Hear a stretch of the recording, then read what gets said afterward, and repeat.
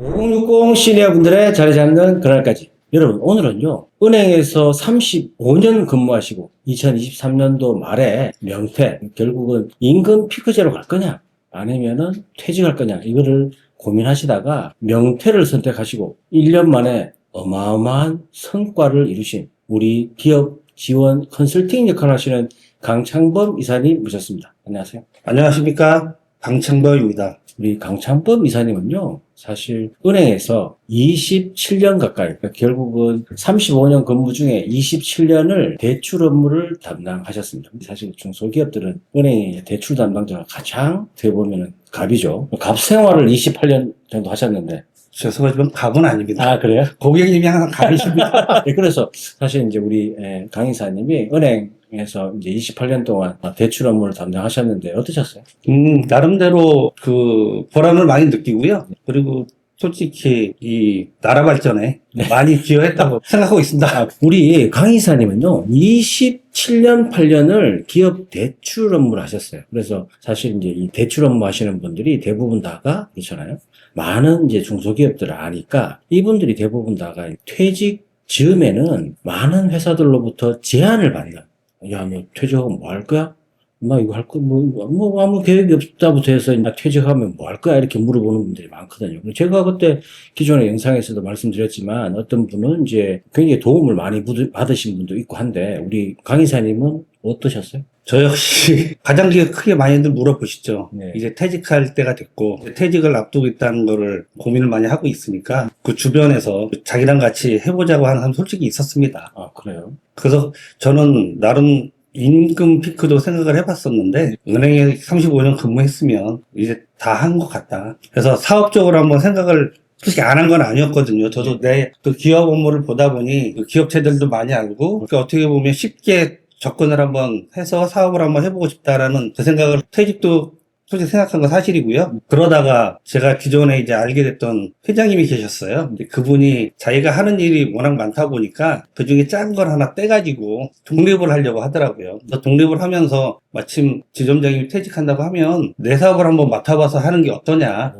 그런 의뢰도 있었죠. 그러니까 이게 사실 퇴직 즈음에 사실 이제 은행에서 지점장 하시고 또 대출 업무를 20년 이상 하셨으면 많은 분들이 이제 이렇게 좀 이렇게 어떻게 이제 덕을 보실 수도 있잖아요. 은행에 이제 대출 업무를 받으면서 이제 덕을 받다든가 호감이 있는 분들한테는 이제 이렇게 외부에 있는 기업체들이 이렇게 제안하는 경우가 많은데 그런 경우가 그렇죠. 예. 그러니까 그럴 경우에는 사실 내가 한 30년 가까이 은행에서 근무하다가 나와서 창업을 한다든가 이런 게 어렵기 때문에 누군가의 도움을 받아서 뭔가 이렇게 해보면 좋겠다. 이런 유혹은 사실 있을 것 같아요. 맞습니다. 그렇게 그 회장님의 제안은 어떠셨어요? 저도 괜찮은 제안이라 생각을 했고요. 네. 왜냐하면 저도 이제 안 했던 일을 한번 해보는 거니까 네. 한번 해보고 싶었어요. 회장님이 말씀을 하셨을 때 괜찮은 것 같다 해서 그 제안을 받아들여가지고 같이 해보게 됐죠. 아내분하고 상의를 했다든가 이런 건 당연히 했죠. 아, 그래요? 근데 제 집사람도 흔쾌히 한번 안 해본 일이지만 한번 해봐라. 그동안 은행에서 많이 지금까지 해왔는데 이거 말고 좀 쉬었으면 좋겠지만 할 수 있으면 해봐. 네. 라고 긍정적인 시그널을 줘가지고 제가 그 회장님한테 말씀드렸었죠. 네. 그래서 한번 해보고 싶다고. 네. 그러니까 이제 23년 말에 퇴직하고 그러면은 바로 가셨나요? 아니면 어떻게? 그렇죠. 23년도 12월 말일자로 실질적으로 퇴사일자는 네. 24년도 1월 말이에요. 네네. 근데 2023년도까지는 다 끝냈고 네. 그리고 휴가 기간을 이용해서 1월 1일부터 1월 말일까지 휴가 기간을 이용해서 회장님하고 같이 사업을 할 공장을 좀 알아보러 다녔습니다. 아, 회장님의 조건은 어떤 거였어요? 투자를 해야 되는 건가요? 어떻게? 투자나 이런 건 전혀 아니고요. 제가 퇴직금으로 들어갔었으면 아마 시작을 안 했을 겁니다. 네. 그냥 제가 관리하는 차원으로 네. 그냥 소정의 급여만 받고 배우겠다는 생각으로 저도 한번 도전한 거니까. 아, 그 회장님의 제안도? 그렇죠. 그러면 투자 같은 건 없고 그런 그냥 건- 관리자로. 예, 관리자로. 그 회사의 대표는 누군가요? 대표는 따로 또 하실 분이 있으셨어요. 대표 이사를 받아서 간다는 건 그건 좀 아닌 것 같고. 예, 책임을 져야 되니까. 그랬으면 안 했을 겁니다. 네, 그래서. 그래서 같이 이제 공장을 구입하면서 플라스틱 사출 처음에 공장을 알아볼 땐, 이 공장을 돌아가기 위한 전기가 상당히 중요하다는 걸 또 알았고요. 그래서 웬만한 작은 공장이나 뭐 전기가 약한 데는 저희가 들어갈 수가 없었어요. 네. 그래서 화성에서 마침 좋은 공장이 하나 나왔길래 네. 그냥 가서 보니까 괜찮더라고요. 공장도 크고 전기도 원하는 만큼 됐고. 근데 텅 빈 공장이라 네. 처음에 회장님께서도 그 기계류하고 원자재하고 각종 이거는 어차피 처음에 같이 할 생각이었으니까 지원을 해준다고 했는데 제가 생각하는 것보단 이게 점차 비용이 많이 들어갈 것 같더라고요. 그래서 가볍게 처음에 생각을 했다가 그 비용 어쨌든 회장님이 내실 거잖아요. 처음 공장 계약금은 회장님이 일단 내셨죠. 그렇죠. 네. 그러다 이거는 말 그대로 그냥 새로 공장을 화성까지 이전을 설립하면서 하기에는 너무 이제 부담이 되는 것 같아서 제가 그냥 사장님께 다시 말씀드렸습니다. 네. 저는 이 공장 온다고 하더라도 관리할 자신이 없습니다. 아, 그래요. 사실 공장의 관리라는 게 뭐 재무를 관리한다든가 기존에 은행에서 하셨던 거에 연장선상이면 상관이 없는데 뭐 세팅을 해서 가는 거는 좀 상당히 리스크가 있는. 그렇죠. 그런 제안을 받으셨을 때 사실 이걸 이제 좀 분배를 해야 되잖아요. 내가 이제 퇴직 전에는 퇴직하고 나서 뭐 할까를 고민할 때 사실 이제 은행에 35년, 대출 업무 28년. 그러면 거기에서 수많은 업체들을 많이 알 텐데 거기에서 또 좋은 관계를 유지했다면 당연히 또 좋은 제안들을 하셨을 텐데 그 제안에 뭔가 좀 분배를 해야 되잖아요. 어떤 기준이라면 기준이 있어야 될 것 같은데 어떠셨어요? 제가 갖고 있는 기준으로 생각한다면 첫 번째가 영속성, 지속성 계속 갈 수 있는 거 하고 두 번째는 그걸 지속성을 연속성으로 갈 수 있으려면 이 업체가 살아야 될 거 아닙니까? 그럼 자금, 매출, 그리고 시장 환경, 사양산업이면 할 수가 없는 걸 제가 심사해서 봤으니까. 기타 여러 가지를 고려했을 때 처음에는 괜찮다고 싶어갖고 네. 했다가 제가 심사를 할 때는 솔직히 창업 대출도 많이 해줬고 네. 업체 있는 상태에서 심사를 많이 했는데 아무것도 없는 텅 빈 공장을 화성에 처음 봤을 때 무에서 유를 창출한다는 게 보니까 쉬운 게 아닌 것 같더라고요.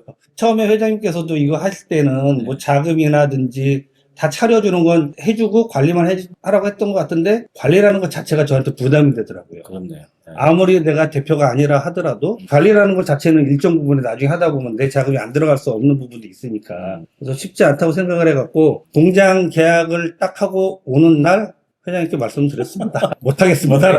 그거 잘하신 건데요. 잘하신 것 같고. 근데 사실 이게 은행에서 그렇게 오랫동안 근무하고 사실 은행에서 대출 업무를 한다는 것 자체가 이제 기업에 대한 재무를 철저하게 분석하고 거기에다가 진짜 이렇게 이익이 나는 회사들한테만 어쨌든 대출을 해주는 게 은행인데 사실 기업 분석할 때는 기업을 아주 냉철하게 잘 분석하시는 분들이 정작 퇴직하고 나서 본인이 가야 될 회사는 분석을 안 한다. 이거 어떻게 생각하세요? 거의 간다 그러면 지인 쪽으로 가거나. 근데 왜 분석을 안 하냐 이거지. 왜냐하면 그때는 상황이 바뀌죠. 네, 어떤 상황이 가죠? 대출을 들어오는 업체는 우리가 돈을 주는, 심사해갖고 돈을 지원해주는 업체고, 퇴사해서 갈 회사는 제가 살아야 되고 내가 그 회사에 붙어야 되니까. 다른 것보다는 내가 그 회사에 갈 수 있을까? 이게 우선이지, 회사에 대한 분석을 하고 가지는 않죠. 그게 사실은 좀 어떻게 보면 이제 저는 금융권에서 퇴직하신 많은 분들이 이렇게 해서 이제 잘못 엮여서 가시는 분들이 너무 많으세요. 그래서 네. 그거에 대해서 좀 이렇게 이제 말씀을 드리는 거고 이런 경우들이 이제 우리 강 이사님 같은 경우는 사실 이제 처음에는 호감을 가지고 이제 같이 뭘 관리 업무를 해보겠다 해서 가셨는데 공장 보고 오셔서는 이제 딱 거절하신 거는 너무 잘하신 것 같고. 네, 그리고 공장이 현재 지금은 남동군안에 있는데 인천에 있는데 이걸 화성 쪽으로 옮긴다는 것 자체도 비용이 들어가요. 네. 기계 하나 옮기는 거 그리고 더 중요한 건 이제 같이 일했던 종업원들 이제 생활 여건도 만들어야 되는 거거든요. 가볍게 생각할 일이 보니까 하나도 없더라고요. 근데 관리자인 내가 짊어질 입장이다라고 생각하니 아직은 좀 더 사업을 하기엔 이거 관리하기에는 좀 더 배운 다음에 하는 게 맞지 않나 급하게 하는 건 아니라고 생각합니다. 맞습니다. 근데 사실 저는 이제 강 이사님하고 이제 그 이야기를 나누면서 너무 잘하셨다. 근데 많은 분들이 퇴직하고 나면 뭔가를 해야 되니까 그냥 약간 좀 이제 본인 스스로도 봤을 때 그냥 상식적으로 보면은 이거 가면 안 되는 걸 뻔히 알면서도 내가 돈 드는 게 아닌데 그러면서 뭔가 이렇게 그쪽에서 다 투자를 할 텐데 하면서 그냥 쉽게 가잖아요. 그건 어떻게 생각하세요? 이 회장님도 저한테 제안했던 게요. 자기가 갖고 있던 회사를 이렇게 좀 부업적인 회사를 독립을 시켜가지고 처음엔 내가 대표해서 할 수 없으니까 경험도 없고 관리자로 뒀다가 이 회사가 향후에 발전되고 제가 이 회사에 대한 그걸 알았을 때 예. 저한테 이제 인수하라고 할 거 아닙니까? 그러면 1년 후나 2년 후에 제가 직접 이제 오너가 됐을 때 예. 거기에 대한 그 미래에 대한 자신감? 솔직히 자신이 갑자기 떨어지더라고요. 그 공정을 본 후에. 본 후에. 사실 이게 무에서 유를 하는 그 사업이라는 게 녹록치가 않은데, 그거를 이제 분별하지 않고 털썩 잡아버리면, 사실 그나마 은행에서 받았던 두둑한 그 명태금, 퇴직금 다 날아가는 그런 경우가 많은데, 사실 이제 그거는 잘 분별하신 것 같고. 그럼 또 이제 또 뭐 유혹을 또 받으신 게 있다면서요? 또 이것도 있었지만 또 한편은 이제 또 인천에 있는 마찬가지입니다. 예. 그래서 아이스팩, 거기도 저보고 관리하라는 제가 아는 회장님의 또 요청이 있었었죠. 예. 그분들이 다 기존에 그 대출하시면서 인연을 맺었던 회사들인가요? 그렇죠. 제가 관리했던 이제 업체들 네. 몇 년치나 동안 저희는 관계를 유지하고 있었으니까 네네네. 저도 그냥 퇴사하면서 그래 그냥 한번